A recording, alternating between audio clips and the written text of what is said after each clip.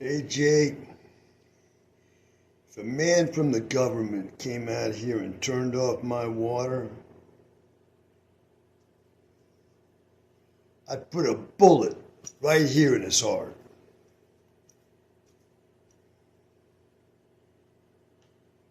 Back in 1976, the summer of 1976, when I was working as an investigator for my uncle down in D.C. Superior Court, I visited this guy who was put in D.C. jail. He was an African-American kid.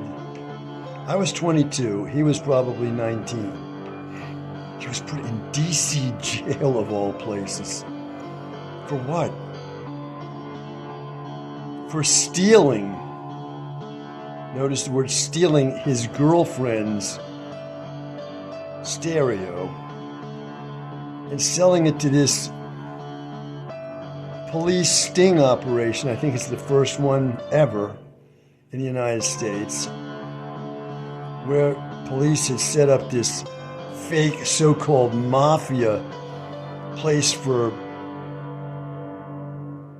thieves to sell their stolen goods. And this kid, this innocent kid who needed money for some reason, he sold his girlfriend's stereo to this place and was put in D.C. jail of all places. Now, I went down to visit him as an investigator. My uncle was representing him, so I went down to talk to him, and I was kept waiting in that waiting room for like 3 or 4 hours. I stayed there, I didn't leave. And as I read, sometime now in my old age, when I was looking back over what was happening in D.C. jail, were there any revolts among the prisoners? Yeah, there were. And there was one around that time. So what happens in one of those jail revolutions I'm reading about, some other prison? I'm reading that this one guard has his eyes hanging out. They've been torn out of his face, and they're just hanging there like whatever, the optic nerve, whatever it is. That's what happened to him. That's what those prisoners did to the guards that they revolted against. So there I was in D.C. jail. In D.C. jail, it's still there, I believe. It's not a nice place. It wasn't nice 50 years ago, and I'm sure it's not nice now. And anyway, I waited like 3-4 hours for this guy to come down. Kept saying to the people, "Is that guy going to come down?" He said, "Oh, he'll be right down. He'll be right down." I swear to God, like 4 hours in that waiting room, waiting for this guy to come down. Now, what I want to talk about is, while I was there, I was noticing all the prisoners, because the meeting place for the prisoners and those who came to visit them was like a gymnasium. That's what it looked like. Had a real high ceiling. It was like an old gym.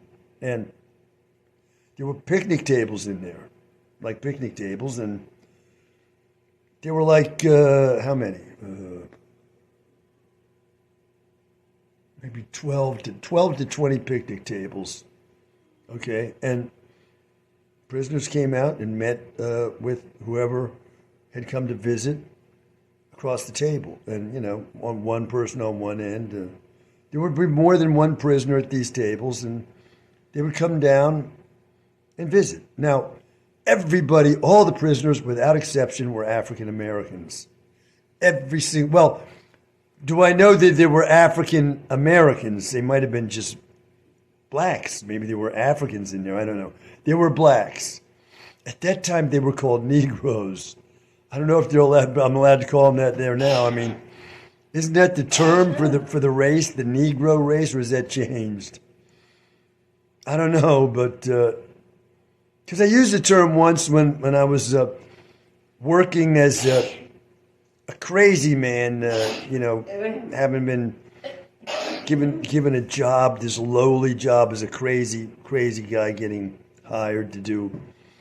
I take one paper out of this stack, put it here. One paper out of this stack, put it there. One paper out of this stack, put it there, all day long with a master's degree in American literature. This is what I'm doing for employment. And well, I used the term in there. I said something or other about Negroes, and the printer, the guy running the printing press, he said, "Hey, you don't use that word Negro. You say blacks." He's going to correct the crazy guy. He's so nutty, he doesn't know what's going on. I'm from there, right? I'm from Bethesda. That's where I'm working. Was he from there? No, he wasn't. He's from New York City. He grew up in the D.C. area, and he's going to correct me. They're not Negroes. He's going to scold me. Okay, I'm sorry. Anyway, I don't know whether that's a permissible term anymore, but when I was growing up, that was the scientific term for the race. Has it changed? I don't know. Now, what the hell was I talking about? Oh, yeah. All of the prisoners and all the visitors were, except for some of the lawyers who were there, were white lawyer types. People call these suits. Men in suits came to visit some of these prisoners. They were clearly lawyers, right? And well, I could go on about what I was noticing, but here's what I want to talk about. As I was sitting at this table waiting for like 4 hours for this guy to come down, I waited. I didn't leave. I was going to stay there. And here's what I noticed. There was a man, he was very light-skinned, black, let's call him. Very light-skinned, and he was middle-aged. I was 22. He was probably 40. And he was talking to, I think, 2 lawyers on the other side of the table from him.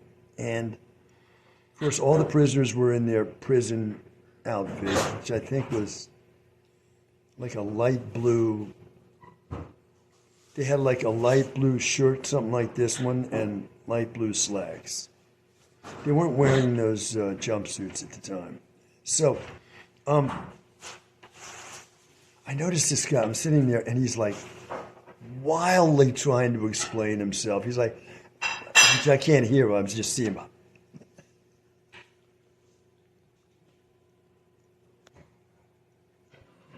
And I'm saying to myself, this guy is going on like 20 minutes like that, trying to explain to these lawyers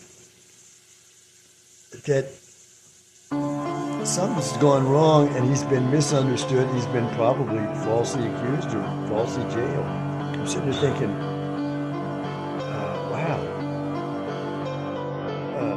I'm thinking, wow. I remember the guy that's there. Got like, I can see him in my mind now. Got a very pictorial imagination, pictorial memory. I can run like a video of what I was seeing. And I gotta say, I have become that guy. I've become that man in this life, where I'm like trying to explain myself. You did this to me. You were wrong. You did that. You were wrong. You were doing this. I'm trying to tell you were wrong what you were doing. You've been wrong.